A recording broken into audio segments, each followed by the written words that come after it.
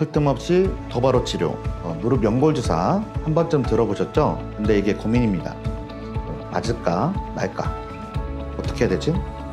무릎 연골 주사에 대한 모든 궁금증을 깔끔하게 정리해 드리겠습니다.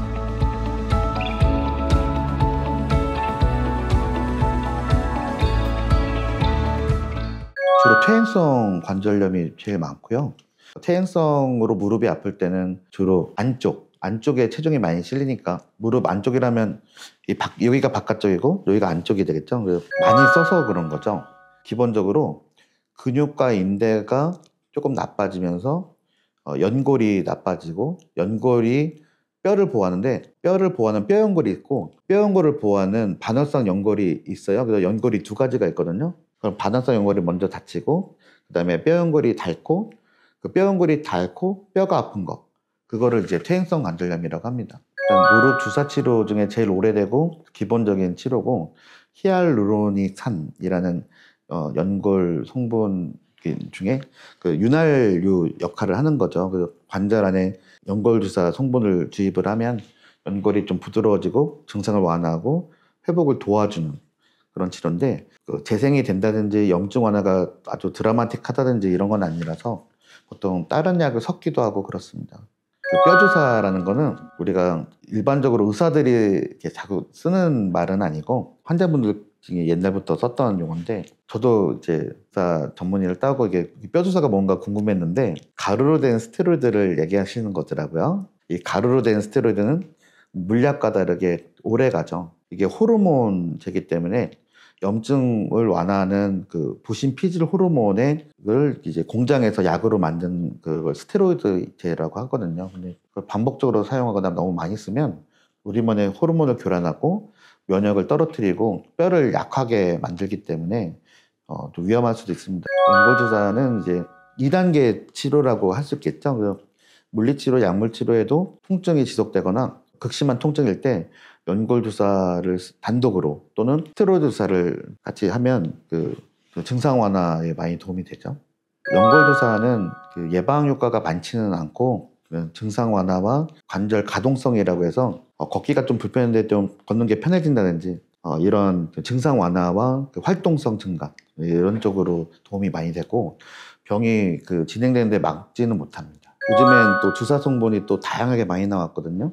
프롤로 치료라든지 인대 강화 주사, DNA 연골 주사라는 게 있어요. 그래서 DNA 물주사를 성분을 무릎용으로 8배에서 10배 농축해서 젤리 형태로 만든 그런 성분들이 그냥 연골 주사보다는 그 조직 재생 효과도 있고 염증 완화 효과도 있고 무릎 관절염을 조금 개선할 수 있는 여지가 더 있겠죠. 아주 중요한 질문인데 의사 환자 신뢰가 있으면 당연히 맞아야 된다고 할 때 맞아야 되는데, 진짜 맞아야 될까 의심이 된다면 다시 질문을 해보시고, 대부분 연골주사는 증상 완화를 목표로 하기 때문에 나는 그냥 아픈 걸 참고 난 주사가 너무 싫어 그러면 안 맞는 것도 되겠죠. 그런 건 아니에요.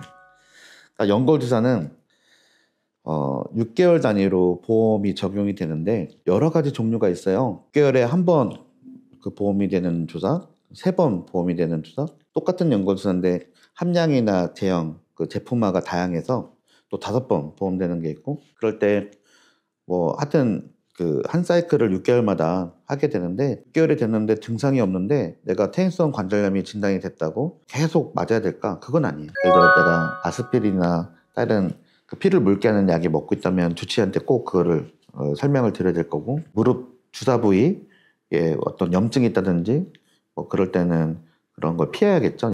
그거 어떻게 하셨어요? 그런 관절 안에 정확히 들어가게 확인하려면 엄밀히 말하면 조영제를 써서 엑스레이를 찍어야 확인이 정확합니다.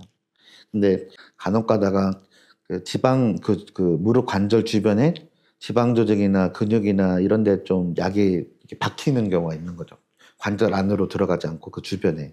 그러면 좀 뻐근하기도 하고 약효가 온전히 나타나지 않고 좀 불편하고 그럴 때가 있는데, 제 환자 중에 기억에 남는데 그 무릎이 많이 오랫동안 아파서 MRI를 찍었거든요. 그 무릎 앞쪽에 그 관절 바깥에 지방 조직에 무릎이 뽕글뽕글 있는 거예요. 그 뼈주사가 그 안 좋은 게 그 지방이나 인대를 녹이는 효과가 있거든요. 그래서 그렇게 무릎이 많이 발생했더라고요. 거기에 반복적으로 무릎 안쪽으로 들어가야 되는데 그 무릎 그 직전에 그 지방에 갖고 쌓이니까 그런 경우가 있었던 기억이 납니다. 보통은 주사할 때 그 조영제까지 확인하진 않고 다만 엑스레이를 찍어야 1단계부터 4단계까지 무릎 병기가 정확하게 진단이 되니까 그걸 토대로 그 연골 주사를 처방하는 거거든요.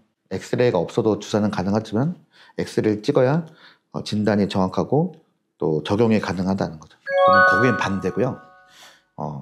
너무 통증을 참는 것보다는 빨리빨리 안 아프고 또 회복하고, 그리고 그거보다는 치료를 뭐 늦춘다, 땡긴다 이거보다는 정확하게 진단을 먼저 치료 계획을 적절하게 세워서 관리를 받으시는 게 중요하다고 봅니다.